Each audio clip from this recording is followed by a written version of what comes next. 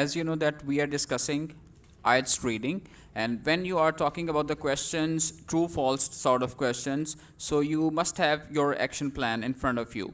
So this is the action plan, and if you look at the passage, and these are the some steps that you are supposed to follow and to have an information about that specific passage. The number one thing is look at the title and any headings and decide what the next is about. So one of the most important thing is that always focus on the title, that Marks Land Sculpture Garden, information for visitors. So obviously I think even if you have the basic vocabulary, अगर आपको बिल्कुल थोड़ा सा भी पता है तो ये तो पता है कि इस जो भी टेक्स्ट है उसमें किसके बारे में बात हो रही है, विजिटर के पास कौन सी इन्फॉर्मेशन मौजूद होगी, ठीक है, और कम से कम गार्डन का तो मीनिंग पता होगा. अब स्कल्प्टर का मीनिंग को बता सकते हैं, हु इज स्कल्प्टर? शाबाश. किस चीज़ कहते हैं? स्कल्प्टर इज मुजस्मा, ठीक है, मुजस्मे को स्कल्प्टर कहा जाता है. So what ever the topic is, the number one thing is that always focus on the title. सबसे पहले तो आपने ये जानना है वो क्या बात कह रहा है और फिर आगे क्या इन्फॉर्मेशन आपको दी जा सकती है, ठीक है.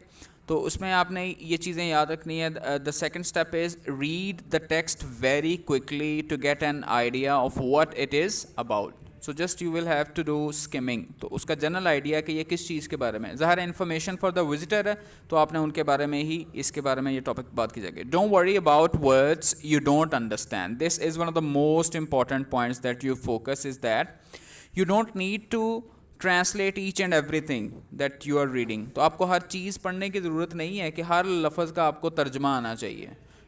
क्यों? Because at the end of the day you are suppose to give answer to these question. So we have to just find out the answer to these question. इन सवालों के हमने जवाब तलाश करने हैं, यही हमारा मेन मकसद है. इससे कोई गर्ज नहीं है कि आपको ईच एंड एवरी वर्ड का मीनिंग आता है या नहीं आता. If you don't know the meaning, you can just guess it out. The third point is look at the questions and underline the important words. अपने question को underline करना है और important words उसमें से focus करने की कोशिश करनी है. For example, ये people once played sport on the land used for Marksland Sculptor Garden. So here it is generally it is the verb. So played sport, played sport.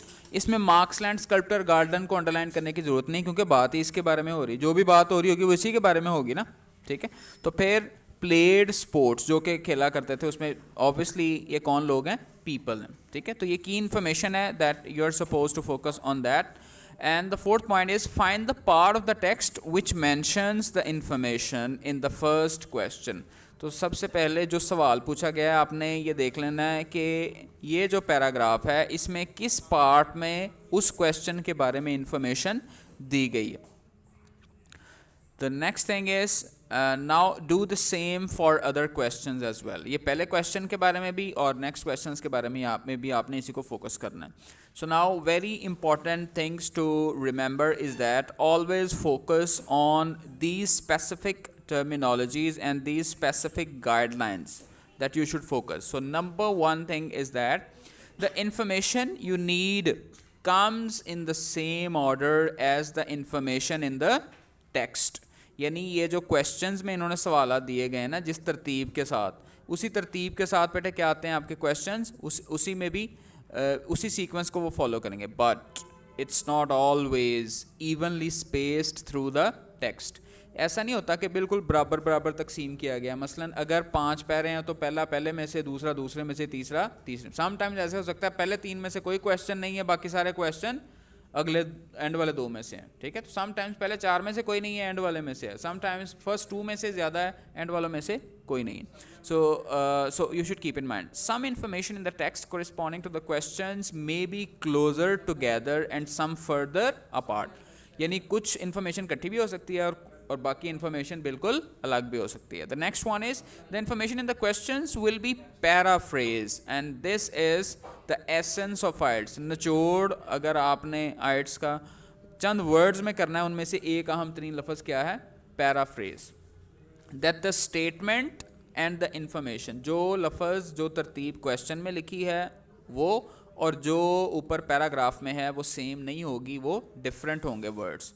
what is in the text. So do not expect to find all the same words. तो ये नहीं है कि बिल्कुल जो आपने सवाल उसमें ढूंढना है एंड वही लफ्ज़ मिलेगा. Look for synonyms and phrases that have similar meaning. तो असल काम यही है आपका, यहीं पे vocabulary है and 25% of IELTS is actually vocabulary कि आपने उसके similar meanings वालों को आपने focus करने की कोशिश करनी है. Next, synonyms and phrases that have a similar meaning. Next is there will always be at least one true, one false and one not given answers. यानी इस ये 7 क्वेश्चंस है ना आपके, तो इसमें से कम अज़ कम एक ट्रू वाला भी होगा, एक फॉल्स वाला भी होगा और एक नॉट गिवन वाला. However there may not be the same number of each answers. क्या मतलब, ऐसा नहीं है कि 2 ट्रू हैं 2 फॉल्स हैं और 2 जो नॉट गिवन है, इस तरह से नहीं होगा. तो इस सीक्वेंस को, इन पैटर्न को बेटे फॉलो करते हुए try to just answer all those question that have been given to you in due time.